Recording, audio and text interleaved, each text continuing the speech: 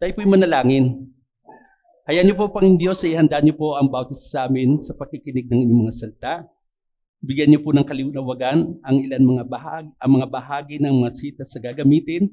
At hayaan niyo pong mangusap kayo sa amin to a point na you will challenge us. Anong gagawin namin after listening to what you have told us through your words? We pray, Father, for the guidance of the Holy Spirit, ang clarity na may pagpapahayag, and I fully depend on you sa lahat ng pagkakataon. Maging dito sa pagkakataon nito as you give me the privilege to share your words. In Christ's name we pray. Amen. Alam niyo po, kapag ang Diyos ay nagbigay ng pangalan sa ilang individual during His time, ang laman o significance ng mga pangalan na inikaakibat ng Diyos doon sa particular na individual na yon is very revealing. Very revealing in a sense that kilala ng Diyos ang lahat. And when in special case, magbigay siya ng pangalan, it's either yung pangalan na yon ay para sa kung sino siya ngayon o kung sino siya sa susunod na pagkakataon pa in time o di kaya kung ano ang gagawin ng tao na yon. Hindi nagkakamali ang Diyos.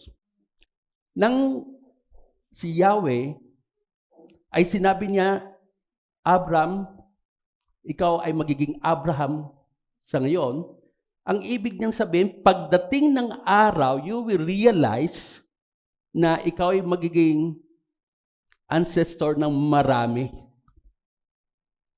Nang ang Diyos ay nagsabi naman ng ating Panginoon Jesus kay Peter na siya ay magiging Peter na, kasi dati hindi naman siya Peter. Ano bang pangalan niya? Simeon. Okay. Simon. Okay. Ay sabi niya because ang ibig sabihin ng Peter na yon ay rock. No? Kasi magiging rock nga siya. Okay? Ngayon, pagdating naman sa pagkakataon na ang Diyos ay nagpahayag at nag-self-reveal sa ilan mga sitwasyon at sasabihin niya ang kanyang pangalan ay pakinggan natin. Kumbaga, kung binabasa natin ito, ay alamin natin. Because very significant ang mga pagpapahayag niya ng kanyang mga pangalan, lalo na doon sa specific na situation na yon, na akmang-akma, na sa atin ngayon na nagbabasa ng kanyang mga salita, ay na-realize natin na nakaka-identify rin tayo.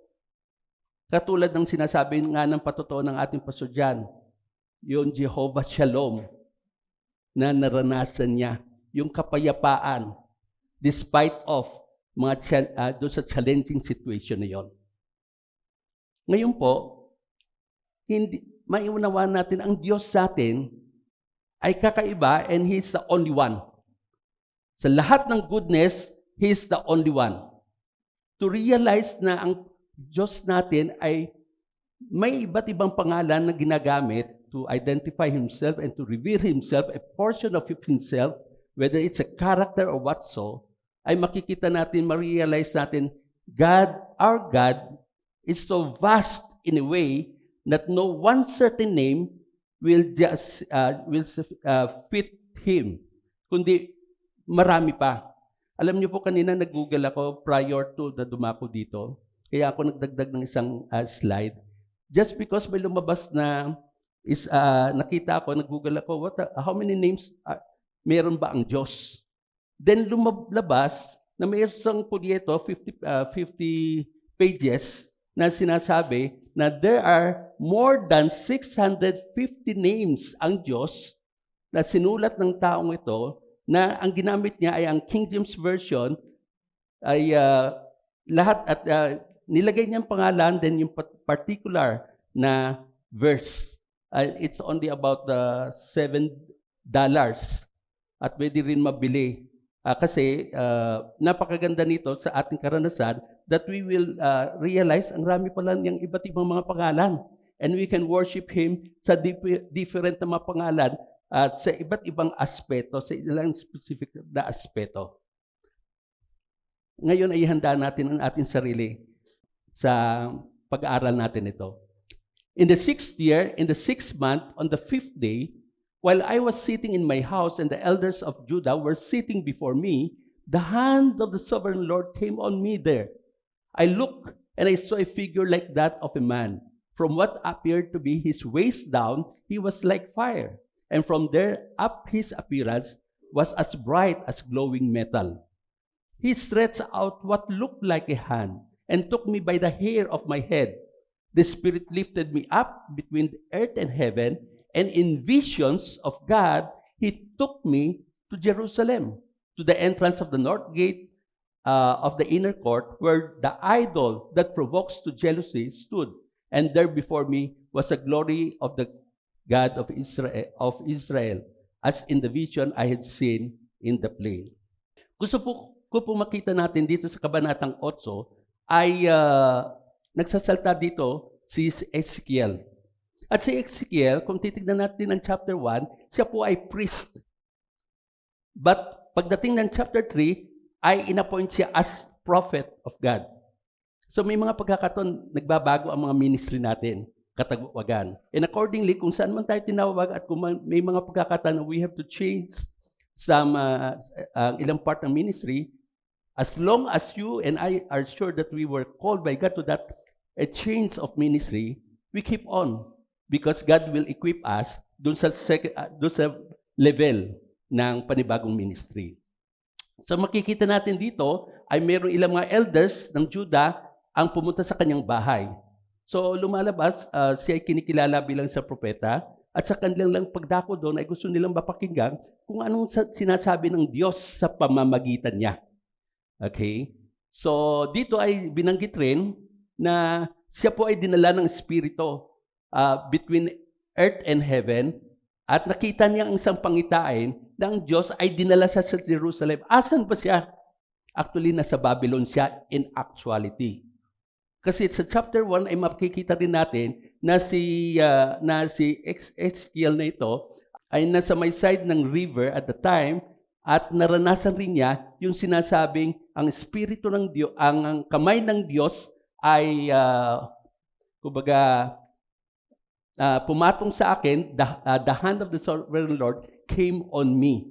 So, hindi pa rin siya umalis sa Babylon because doon sa Babylon, isa siya sa mga kinuha upang dalhin sa Babylon dahil lang sa naggupo o natalo ang bansang Judah. As a parusa na ng Diyos sa kanya dahil lang sa kanilang hindi pagsunod sa Diyos.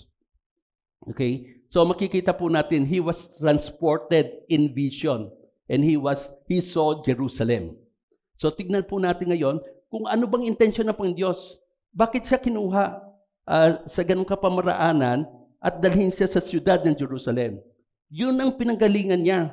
It was about 26 years or so na nasa Babylonian na sila.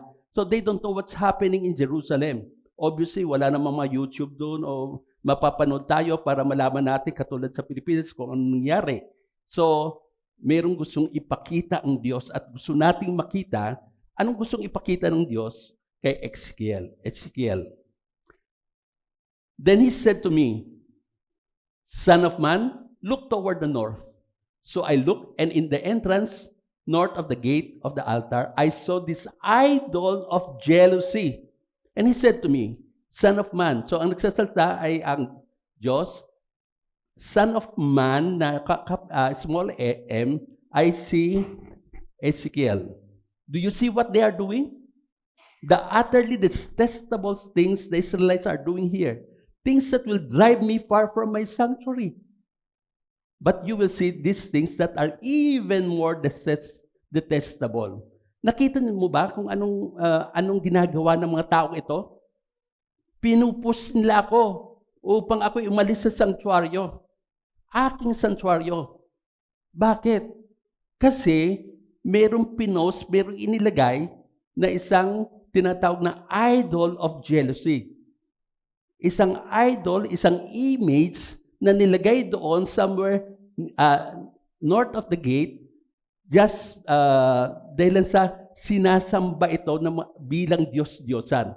Alam niyo naman, as far as God is concerned, He being holy, galit siya sa pamamaraan ng pagsamba sa mga Diyos-Diyosan. Alam niya hindi makakabuto ito sa mga tao, sa mga bayan niya. Alam nila ng Diyos na hindi mga tunay na Diyos ito. Nilalansi lang sila, dinadaya sila ng kaaway. At gusto ng Diyos na itoon ng bayan niya ang tinatawag na pagsamba, loyalty sa Kanya na si Yahweh. So itong idol of jealousy, nagpro-provoke. Alam niyo ba yung big sabihin na nagpro-provoke? Yung bang lalong china-challenge nila ang Diyos. Ginagalit nila ang Diyos. At nakikita ng Diyos na habang patuloy na gano'n ang gagawin ng kanyang bayan, hindi makakatulong sa kanila ito. Ikapapahamak nila ito. At alam rin ng Diyos na hindi rin siya pwede mag-stay sa ganung kalalagayan na hindi dinidil yung issue na yon. So, kung titignan po natin, ay itong idol of jealousy, itong idol na ito nagkakos na nagcha-challenge sa authority ng Diyos, doon sa authority, doon sa sanctuary na siyang nagdwedel ang Diyos doon, na kung saan ay inaasahan niya na it should be holy. At ngayon ay challenge dahil sa nagtayo sila ng isang image doon na sa templo pa mismo. Sa part pa ng kabuuan na kung saan tumitira ang Espiritu ng Diyos. Now, the idol of jealousy is associated with the king. King at that time. Ang king doon ay si Joachim. Yung north of the gate, meron 3 gate doon sa sanctuary niyon. Doon sa templo niyon. Templo ang tinutukoy dito. At ang templong ito, yung templo ni Solomon. Okay?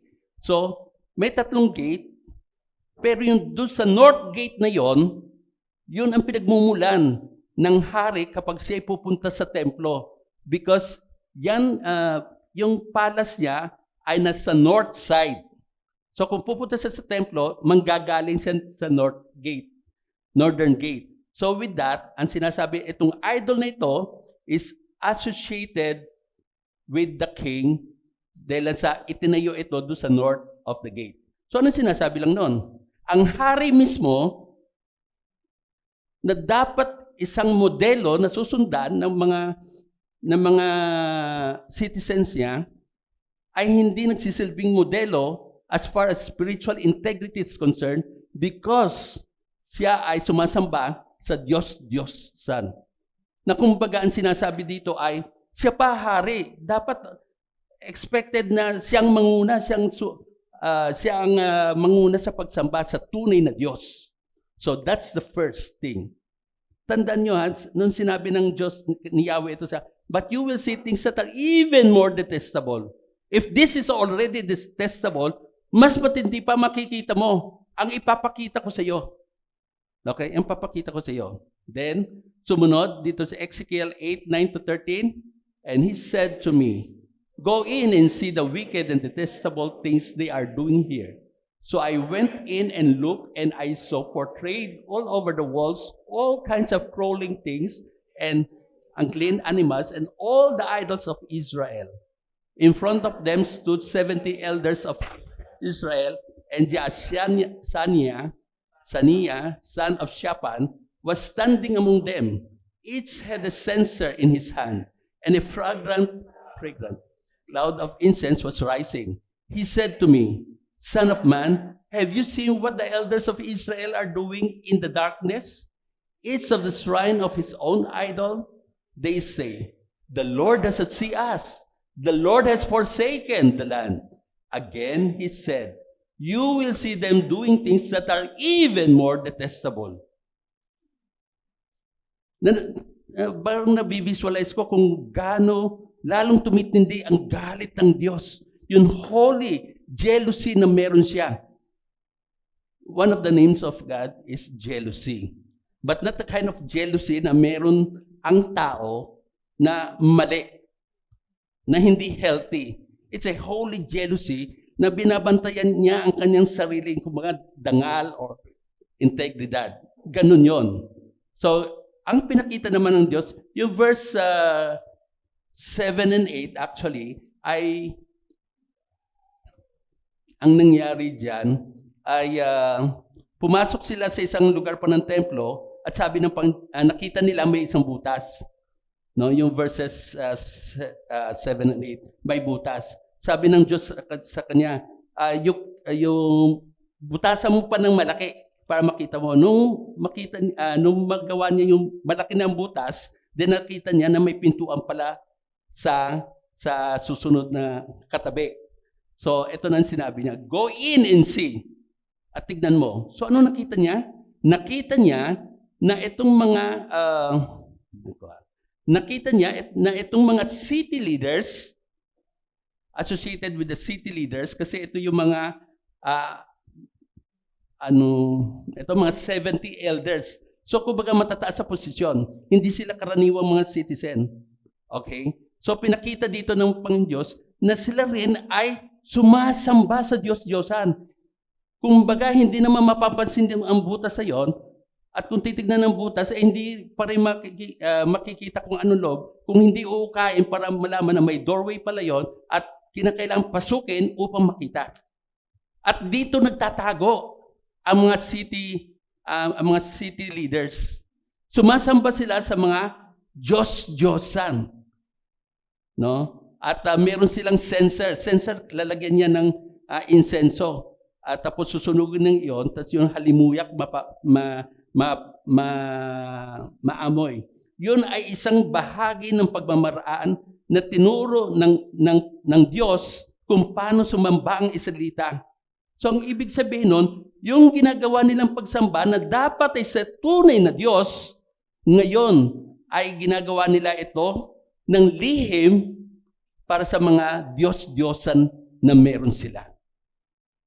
It is to their, kumbaga, sa kanilang damage yun, hindi makakabuti sa kanila. So sabi niya dito, so makikita natin dito ang sabi nila. Ang Panginoon naman, hindi naman nila yan tayo nakikita eh. Sina-challenge nila ang Diyos. Hindi nila alam na ang Diyos is an all-seeing God and He's the only one who can see everything at the same time and know everything nang may kaliwanagan sa lahat ng bagay at sa lahat ng kapanuhunan. Sabi na, the Lord has forsaken the land. He has forsaken Israel.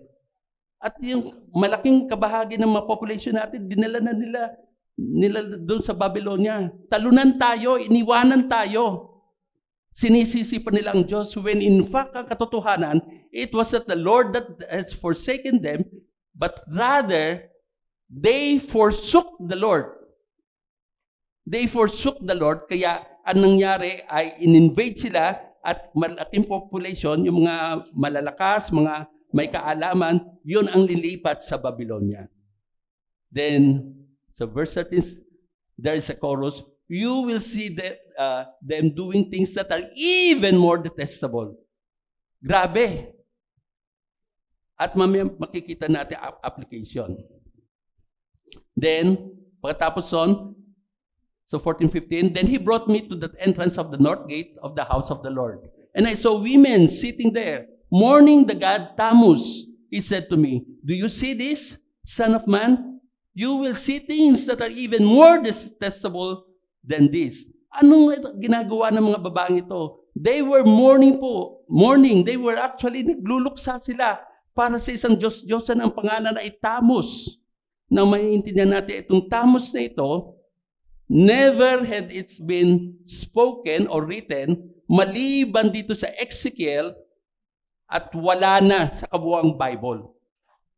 At itong Diyos-Diyosan na ito ay kinoconsider na equivalent ni Adonis ng Greek mythology. So, ano ginagawa nila dito? They were mourning. Unang-una ang sinasabi nila, why are these ladies, these women, are in this north gate house of the Lord? This is a place na hindi dapat andyan ang mga kababaihan. Bakit sila andyan in the first place?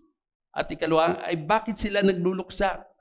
Nagluluksa, umiiyak sa Diyos-Diyosan ito. So, makikita natin ito associated with the women of Israel. Then, pagdating dito sa 8:16 to 18, he then brought me into the inner court of the house of the Lord, and there, at the entrance to the temple, between the portico and the altar, were about 25 men, with their backs toward the temple of the Lord, and their faces toward the east. They were bowing down to the sun in the east. So there is actually sun worship. Parang ganito yun eh. Tinalikuran nila ang templo on their back. Hindi tamang respeto yon.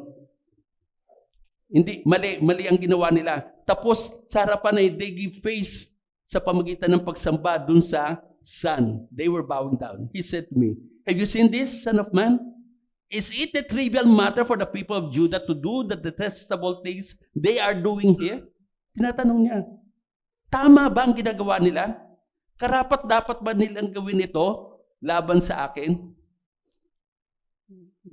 Must they also fill the land with violence and continually arouse my anger? Look at them, putting the branch to their nose. Therefore, I will deal with them in anger. I won't look on them with pity or spare them. Although they shout it in my ears, I will not listen to them. Ang Diyos, pag nagalit, parating may rason. Hindi man natin maintindihan ng rason, sa kalitian ng ating kaisipan, sa limitasyon, we have to give all the respect to God because He is always right. And He knows. And we will always be at some point, kulang tayo ng mga kaunawaan. There would be some information of which we don't know. We cannot even penetrate or look into the inner recesses ng puso na makausap natin as they can also. But God, He only can. Kaya dito ay makikita natin, ito naman yung mga associated with the priest. Kasi itong sinasabing 24 o 25 men, ang paliwanag dito ng isa sa mga commentator na ginamit ni Guzik o ni research si Guzik, ang sabi niya, itong priest na ito, associated with the priest, which is 25, mayroon 24 daw na iba't ibang courses ng priest, tig-isa magmula doon sa 24 courses, plus the high priest. So, pati yung mga religious leaders na naiiwan doon, bulag. Ano magagawa ng mga religious leaders na bulag? Paano nila mapangunahan ng tama at ililid sa katotohanan itong mga sumusunod sa kanila? Because yung mga sumusunod sa mga priests would assume that the priests know more. And it is our responsibility, mga kapatid. If we know more and we are leading them to the wrong, sisingilin tayo ng Diyos doon. So nakita natin ang hari, nakita natin yung isang grupo ng mga kababaihan, nakita rin natin yung itong mga priests na narito, nakita rin natin yung mga city leaders. Anong pinaka-issue nila? Idolatry. At yun ay makikita natin doon sa 10 Commandments, doon sa Decalogue na yon. Sa second ay sinasabing, huwag kang sasamba sa mga Diyos-Diyosan. And this is something we will look into little later. But we move on. Makikita natin dito ang picture, isang replica ng tinatawag na Solomon's Temple. We all know na itong si Solomon ang siyang inatasan ng Diyos. Bagamat gusto ni David na siyang gumawa ng tahanan para sa Diyos, ng templo para sa Diyos, but just because he is a man of war, ay ang nagawa lamang ni David ay ihanda yung mga kagamitan, yung mga supplies para pagdating ng araw sa kapag luluklok na itong si Solomon na kanyang anak, siya ang gaganap doon sa nasa puso niya, nasa puso ng ama. And there's a sizable amount of money that was also prepared upang sa ganon ay maihanda ito. So makikita po natin ito na sasabihin ko sa inyo ito just for something, no? Ay ipapaliwanag, makikita niyo kung bakit. Ito ang cross-section para makita lang natin na ano ba ang possible na kapareho. Tandaan niyo nung unang in the book of Exodus, ang Diyos ay nag-lead kay Moses upang lahat ng mga plano para paggawa ng isang tinatawag na sanctuary o tent of meeting ay magawa, masunod ito, ayon na rin sa plano na nakita ni Moses nang siya nakipagniig sa Diyos, nang siya tinawag paakyat. So, kung ano itong mga parts na ito na makikita nyo dito, okay. Gusto kong makita nyo, di ba meron ditong Holy of Holies, tapos merong Holy Place dito. No? So, andun yung tinatawag na porch. So, itong porch na ito ang pagpasok sa building na ito. Dito, ang mga priests ay nakakapasok dito. This holy place ay mayroong ilang mga materials na nakalagay dyan, table of shewbread, at mayroong rin tinatawag na lampstand, at mayroong tinatawag na altar of incense near this curtain na ito na humihiwalay sa holy place doon sa tinatawag na Holy of Holies. Itong Holy of Holies ay minsan lang sa isang taong pumapasok dyan ang high priest. And that is, the high priest even has to mag-sacrifice muna, mag-offer ng sacrifice para sa kanyang sariling kasalanan before he can come into to represent ang mga tao na nangangailangan ng yung bang quote-unquote ma-forgive sila ng Diyos. Now, ang gusto kong makita niyo po ngayon ay meron pong tinatawag ditong ark. Okay? Dito sa Holy of Holies. Yan yung Ark of the Covenant. Okay? Na itong Ark of the Covenant na ito ay dyan yun ang parang trono. Dyan kung saan ang Holy Presence ng Panginoon Diyos ay makikita. Yung tinatawag natin Shekinah glory na nagre-represent ng dwelling ng Panginoon o ng presence ng Panginoon in that place na tinatawag ng Holy of Holies. Na kung saan ang mga nakalagay diyan ay symbol ng bading rod ni Aaron and Ten Commandments, pati yun mana. Okay? And we have the cherubim na magkabila. Now, ito na. Sundan nyo ako sa bahaging ito. Ezekiel chapter 9. Tandaan nyo, Ezekiel chapter 8, dinala ng Diyos si Ezekiel upang makita kung gaano karumal-dumal ang ginagawa ng mga leaders at ng mga citizen at ng hari mismo ng bansang Judah. Now, etong sabi, now the glory of the God of Israel went up from above the cherubim. Glory of the God, no? Sikay na yon. Above the cherubim where it had been and moved to the threshold of the temple. Anong ibig sabihin ng threshold? Pintuan. Andon ang Espiritu ng Diyos sa may Holy of Holies at andun siya above noon Ark of the Covenant. Nag-rise up siya, then pumunta siya sa pintuan. So ang ibig sabihin nun, magmula sa Holy of Holies, ang presence of God glory of God ay dumaan na dito sa tinatawag na holy place. At pumunta na sa may pintuan. Then the glory of the Lord rose from above the cherubim and moved to the threshold of the temple. The cloud filled the temple dahil sa presence ng Panginoon. And the court was full of the radiance of the glory of the Lord. Then, while I watched the cherubim spread their wings and rose from the ground, kasi di ba doon sa Ark of the Covenant, may cherubim na tinatago yung glory ng Panginoon in that sense. And as they went, cover, the wheels went with them. They stopped at the entrance of the east gate of the Lord's house, and the glory of the God of Israel was above them. Asan na po ngayon itong glory of the God of Israel? Asan na po yung presence ng Diyos? Yung kung saan ay representation ng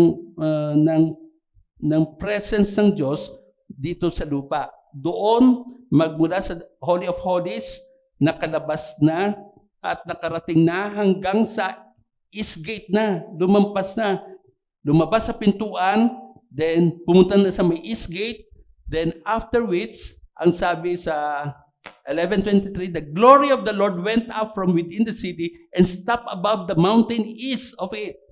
Saan pumunta ngayon ang glory ng Panginoon? Pumunta na siya sa Mount Olives. Kaya ito po ang makikita po natin. Nakita niyo, 1, 2, 3, 4. Pastor, ano ba ho yan? Okay. Gusto kong ipakita dito, ang Diyos ay umalis na doon sa sanctuaryo na kung saan pinili niya na tumira doon, mag-stay doon. Ngayon, umalis na siya. Bakit? Hindi, kumbaga sa ibang salita, binabastos siya ng mga tao. Hindi binibigyan ng tamang respeto. And that is something na dapat natin makita.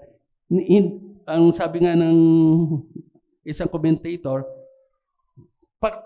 tignan natin kung paano nasaktan ng Diyos. Parang pinalaya siya eh. Tignan natin na hindi siya nagmamadaling umalis. Nahihirapan siyang umalis kasi gusto niyang tulungan ang mga taong ito. He wants to live in the midst of these people despite of their of our limitations. Pero pinilit siya, shinu away siya because it's as if they are saying, those who are sumasamba sa mga Diyos-Diyosan, you are not worth ng pagsamba namin. You go out and let us raise our God. Let us sumamba sa mga Diyos-Diyosan na ito.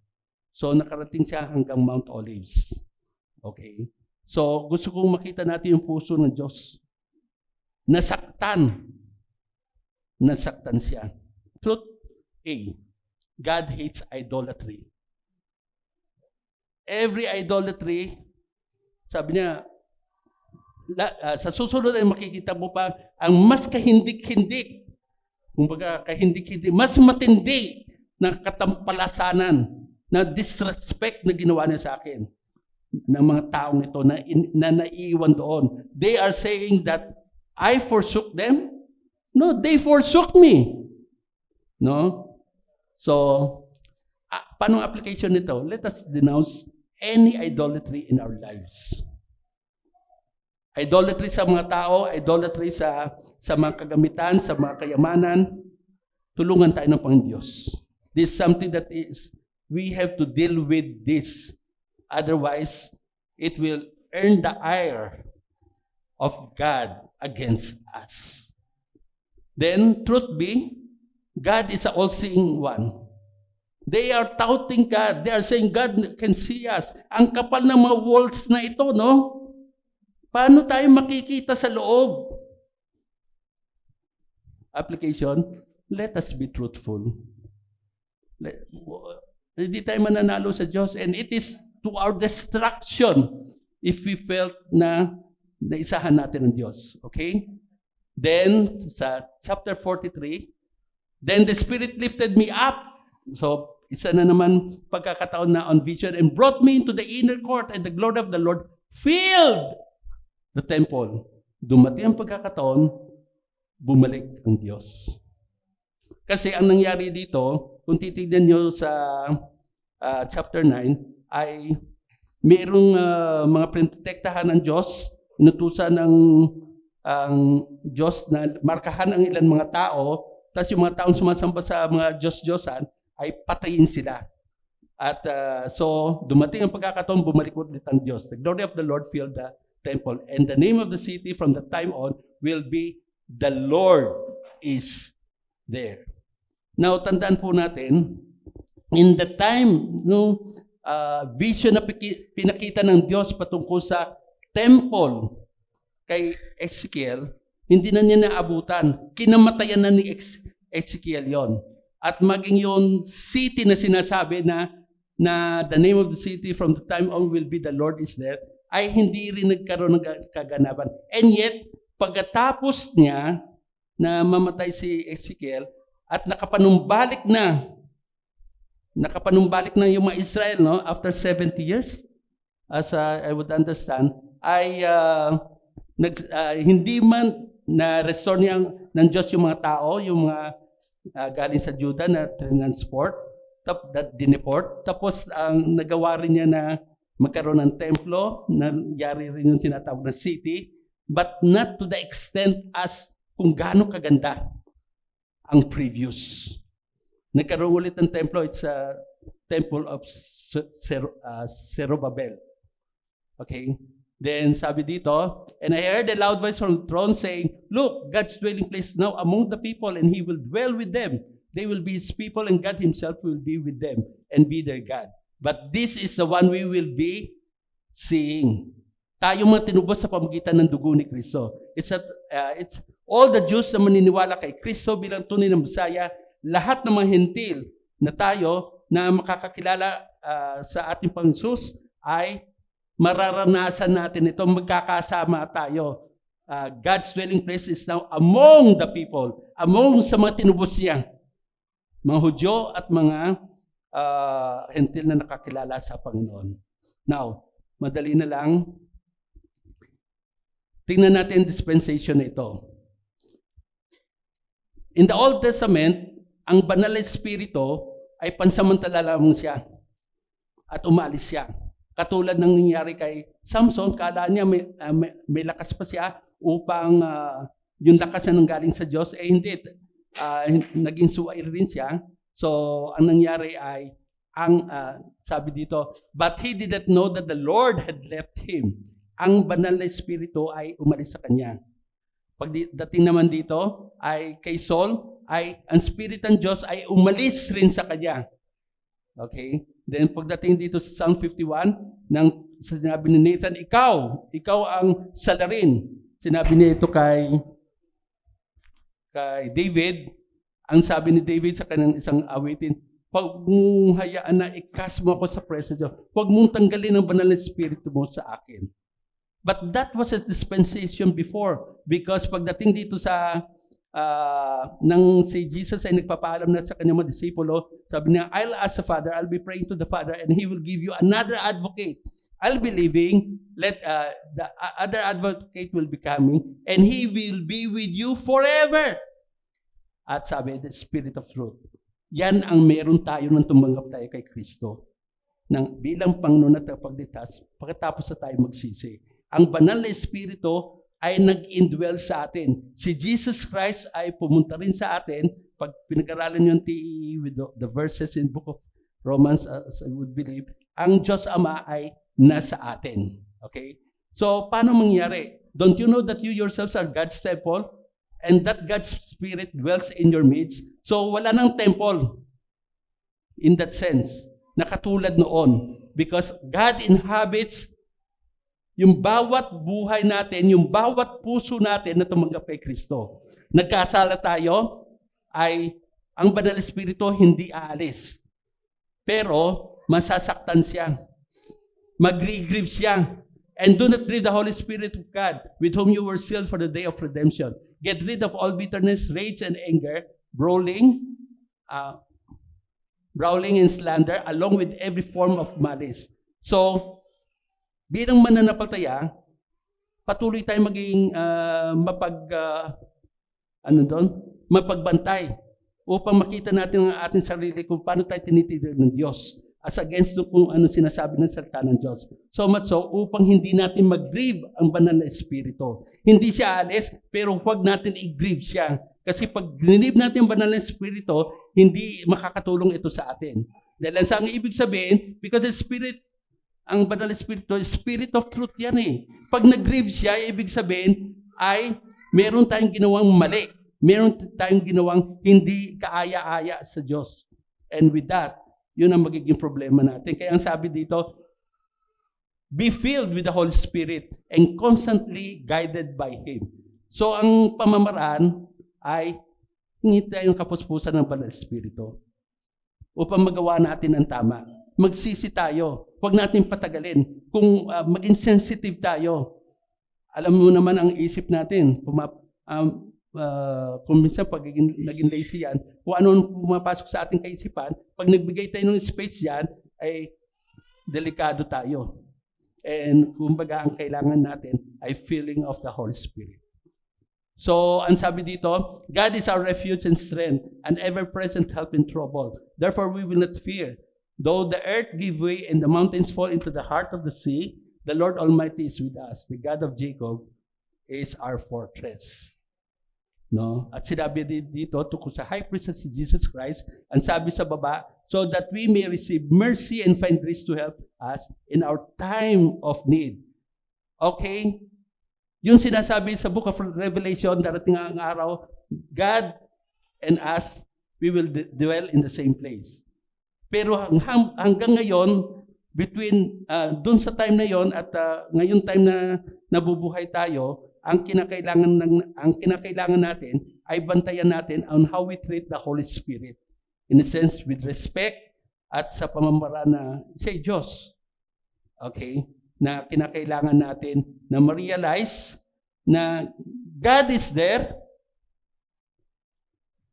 and we know dahil sa may banal na Espiritu na tayo ay ang banal na Espiritu ay siyang mag-guide sa atin sa mga tama na at papaalala sa ating mga bagay na dapat ating maalala na tinuro ng Panginoon. With that, ay kinakailangan natin pong maging sensitive sa banal na Espiritu. Truth see, God will always be with us even now and ever. So, kailangan natin magpapuspos sa banal na Espiritu. Madaling isipin, pero ano ba ibig sabihin nun? Every time na nakakasala tayo, hindi na natin kinakailangan maligo, pero kinakailangan magpunas tayo. Di ba yun sinasabi sa, ay kung I have no part with sa inyo, Panginoon, sige, yan nyo na ako. Buhusan nyo na ako ng buhusan. Hindi, tapos na. Tingnan nyo ang sinabi. Alam po natin itong, Lord, you said once, sa puti muna tayo. Yung sumulat doon. Panginoon, sinabi nyo, now, once I decided to follow you, you would walk with me all the way. Pero I don't understand. Kasi nung nire-review ko, yung nakaraang buhay ko, at tinitignan ko yung dinaanan natin, sa mga pagkakataon na down ako, low ako, parang napapansin ko, mga bakas na lang, isang set na lang ng bakas ang nakikita ko. Kala ko kasama ko kayo sa lahat ng pagkakataon. Sa lungkot at kaginhawaan, kumbaga. Then sagot daw ng Panginoon, ito'y pamamaraan lang ng pagpapahayag ng katotohanan sa, when you saw only one set of footprints, it was then that I carried you. It was then, yun ang nakita mo, pero dala-dala kita Dinala kita kasi hindi mo na nakayanan in the sense, although makakayanan mo ng kasama ko, siguro bumigay ng hina na, hindi na makalakad. So, binuhat na ng Diyos. So, ang ibig sabihin dito, at any point, hindi tayo iiwan ng Diyos. Maski na nagkasala tayo, ang gagawin niya, He will draw us back to Him sa pamagitan ng mga disiplina na karampatan lamang dahil sa tayo mga anak ng Diyos. Yun ang sinasabi sa Book of Hebrews. At hindi tayo magrereklamo, hindi tayo mag-aandar palaban sa Kanya because we are just, hindi makakabuti sa atin po yun. So with that, ang gusto ko po sabihin sa inyo, Jehovah Shammah The Lord is there, parang far future no? Pero for eternity. Pero sa setup natin, may tawag sila doon, sa dispensation natin, ang banal na Espiritu ay hindi na umalis sa atin. And we should be thankful. At huwag natin pahirapan siya in a way by grieving Him. Because when we are grieving Him, nagbabackfire sa atin. Hindi dahil sa pinaparusahan tayo for yan, but just because hindi tama ang inyong pagdidil natin sa Kanya. We are hurting ourselves when we are not following God's Word. Kung tahasan tayo kumakalaban sa kung anong sinasabi ng salita ng Diyos, you have to check yourself. Ano ba ako? Bakit ganito na lang, parang wala ako. Parang sabihin natin, hindi ako sumusunod sa salita ng Diyos. Mga kapatid, tatlong bagay. Tignan natin, baka meron na tayong mga bagay o tao na ginawa nating Diyos-Diyosan sa ating buhay. God is first. At walang pwedeng kumuha ng pwesto dapat sa ating pagkikipag-relationship sa Kanya. Ikalawa, yung kapuspusan ng Banal na Espiritu ay dapat po upang hindi natin mag-grieve ang Banal na Espiritu. At ang ikatlo, never say, hindi ako nakikita ng Diyos. Nakikita tayo ng Diyos. And it should cause us to do what is right because this will be helpful sa ating spiritual health. Tayo po'y manalangin. Ama, nagpapasalamat po kami doon sa bahagi ng sita sa inyong salita na nais niyo po mapakinggan namin. Matuto kami sa mga karanasan na pinagdaanan ng ilan mga Israelita. At patuloy namin ipagpasalamat yung katotohanan na you can see us. Na kung wala kaming ginagawang mali, then there's nothing to fear. But rather be thankful dahil sa isang pamamaraan yun upang kami ay patuloy niyong mabantayan, maproteksyonan. Kaya hayaan niyo po, cause us, pang Diyos, sa sumunod sa inyo. Turuan niyo po kami and we would rather submit sa inyong disiplina rather than reaping the consequences of our disobedience sa inyo, sa Banal na Espiritu. Lord,